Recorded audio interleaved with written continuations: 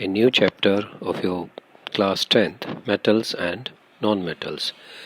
This chapter will be coming in the next worksheets you will be seeing on the Directorate of Education website, and it is also helpful for all the aspirants of 2020 and 21 class 10th. So this chapter is presented by Raj sir. Hope you will all like this chapter and subscribe the channel. So we start with the metals and non-metal. Firstly, physical properties of metal. All of you are studying from class 8th. These are very simple, but you have to remember all the properties. Metals are, are solid except mercury. Metals are hard except lithium, potassium and sodium.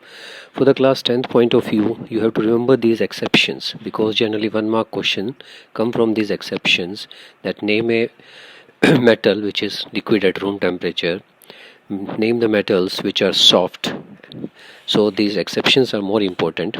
Metals have metallic luster, means they are shiny in nature. Metals are malleable, that means they can be beaten into thin sheets. Metals are ductile, that they can be drawn into wires. Metals have high melting point, but this exception is very important because this comes many times. Gallium and cesium are having too low melting point. They melt even in the palm of the hand, because our body temperature is 37 degrees Celsius. The melting point of these two elements is lower than our body temperature. Metals have high boiling point because of the strong ionic bonding. Metals are good conductor of heat. Best conductor are silver and copper, and poor conductor are lead and mercury. So as I said, you have to remember these points which are in brackets. These are much more important for your board point of view. Metals are good conductor of electricity, and best is silver and copper. Metals are sonorous, that produce sounds when beaten. Next is physical properties of non-metals. They are generally opposite to the metals. Non-metals may be solids, liquid or gases. That means solid form carbon, sulfur and phosphorus you find. Liquid, bromine and others are found in the gaseous form, oxygen, hydrogen and nitrogen. You can take example of these. Non-metals are soft except diamond, which is the hardest natural substance. Non-metals do not have luster except iodine crystals. So again you have to remember these points in the brackets. Non-metals are non-malleable, means they cannot be beaten into sheets. They are not ductile, cannot be drawn into thin wires. Which are solids and liquids have low melting point. Generally in solids and liquids form we are having carbon, sulfur, phosphorus and bromine, but they are having low melting point. Non-metals which are solid and have low boiling point also. So in the both case they are having low melting and boiling points. They are bad conductor of electricity, heat and electricity, except graphite, which is a allotropic form of carbon. And they are not sonorous. When beaten they do not produce sound. Next is the chemical properties of metals. Reaction with oxygen. When we react a metal with oxygen, mostly metal reacts with oxygen to form metal oxide. You have to remember this one, that metals react with oxygen to form metal oxide. Likewise, when copper is heated, it combines with oxygen to form copper oxide, and the equation is copper plus oxygen, copper oxide. Next is aluminium is heated with oxygen to form aluminium oxide, AlO2, Al2O3. Likewise, some metal oxides are basic oxides because they react with water. Now these oxide form, when they are reacted with water, they form basic oxide. Like you can see sodium plus oxygen, sodium oxide, and this sodium oxide when reacted with water it will form sodium hydroxide. Likewise potassium with oxygen, potassium oxide, and when reacted with water it will form potassium hydroxide. Some metal oxides show acidic and basic property. They are called allotropic amphoteric oxides, like aluminium oxide and zinc oxide. This is very important equation because it comes in exam. Aluminum oxide reacting with HCl and giving you aluminium chloride plus water, and here the aluminium is behaving as a basic because HCl is a strong acid. In presence of strong acid these amphoteric oxides behave as basic. In presence of strong base these amphoteric oxides behave as a acid. So aluminum oxide in presence of strong base it will behave as an acid. In presence of strong acid it will behave as a base. Now the sodium aluminate will be formed, and this equation, as I told you, is very important as the board point of view. Next is the reactivity of different metal with oxygen is different. Metals like potassium, sodium, they are highly reactive. They react vigorously with oxygen, and they can even catch fire if they left open without storing them in kerosene oil, because kerosene forms a layer over these potassium and sodium and don't allow the surface to come in contact with air and protect them from burning. If magnesium is heated, it burns with a bright flame. You must have visited in the labs. Dazzling white flame is written in books. You have seen it, like the sparkle we used to ignite in the Diwali celebrations, etc. If iron is heated, it glows brightly. You have seen red hot iron.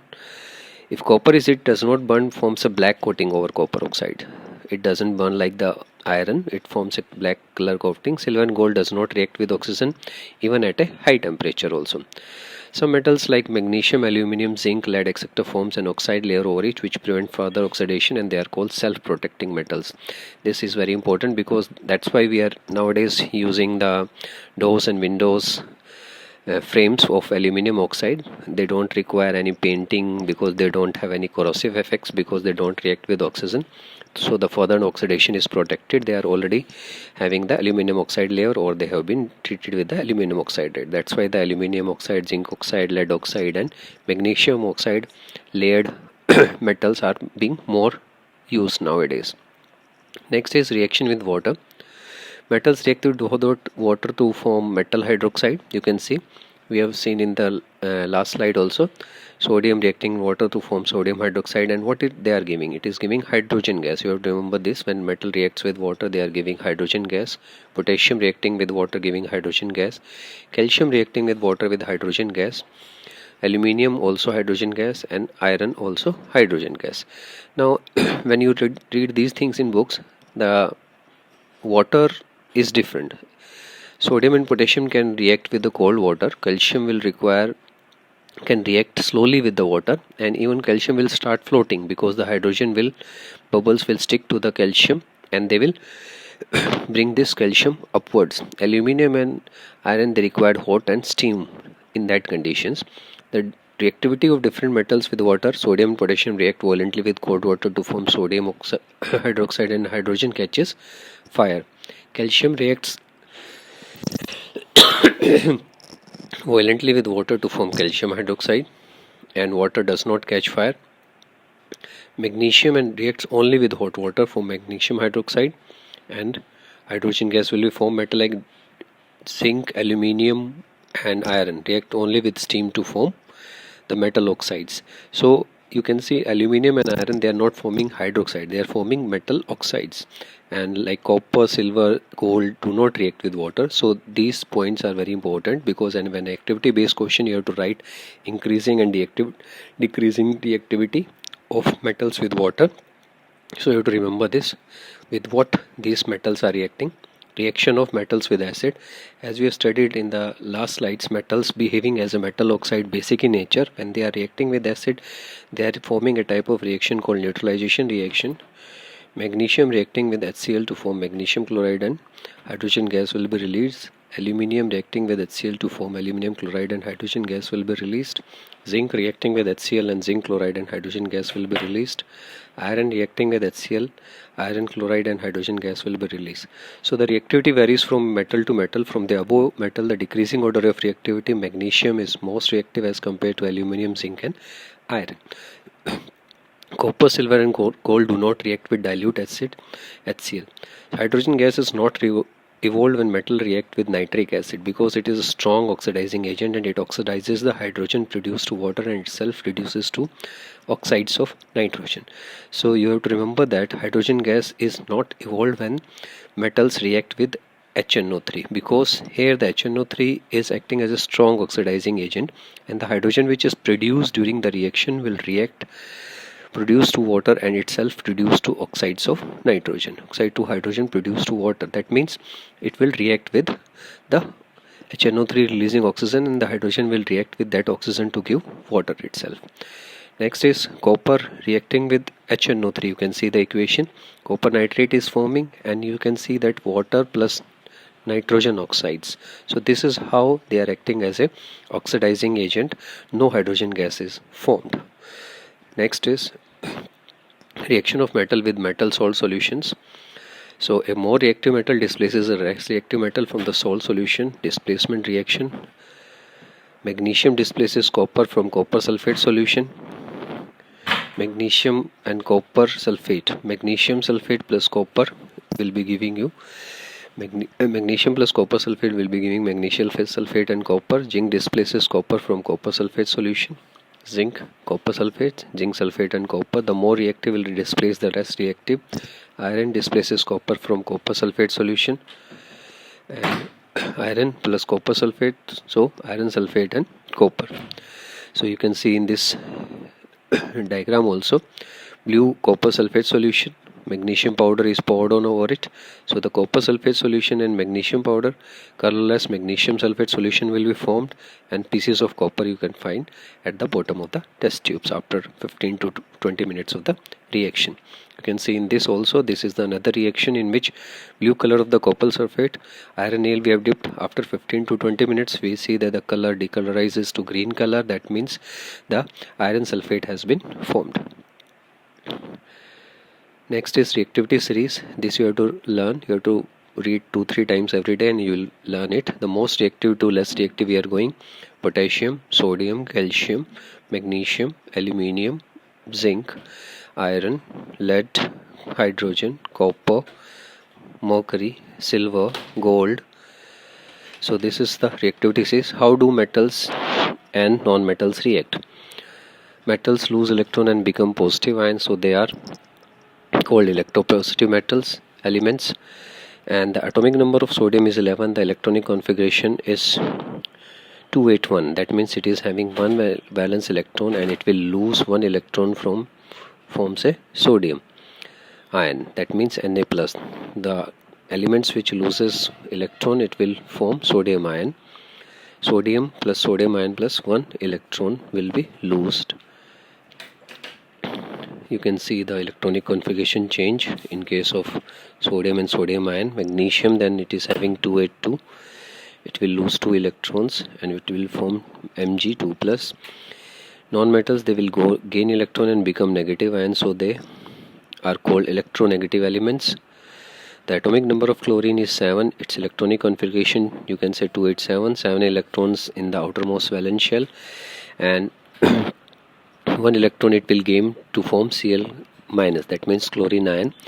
And you can see that oxygen, it is having 6 electron in the outermost shell and it will gain 2 electrons to form O2 minus ion. So this is how metals and non-metals react by forming ions.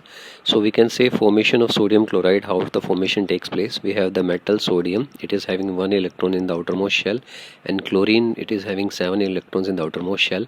Chlorine is 1 short of its octet, and sodium is having 1 more of its octet, because sodium will not be getting 7 electrons from anywhere. So sodium will lose this electron to chlorine and completes its stability, and chlorine will get 1 and completes its stability or completes its octet to the nearest noble gases, sodium Na plus and chlorine Cl minus.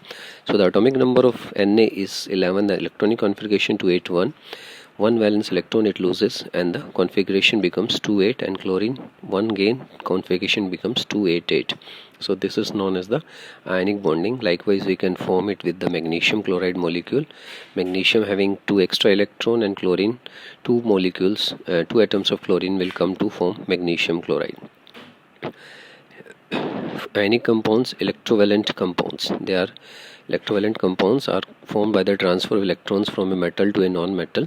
Properties of ionic compounds are: they are formed by transfer of electron and are made up of ions. They are crystalline solids. They have a high melting and boiling points, and they are soluble in water but insoluble in organic solvents. Organic solvents are like having the carbon content, petrol, kerosene, etc. And they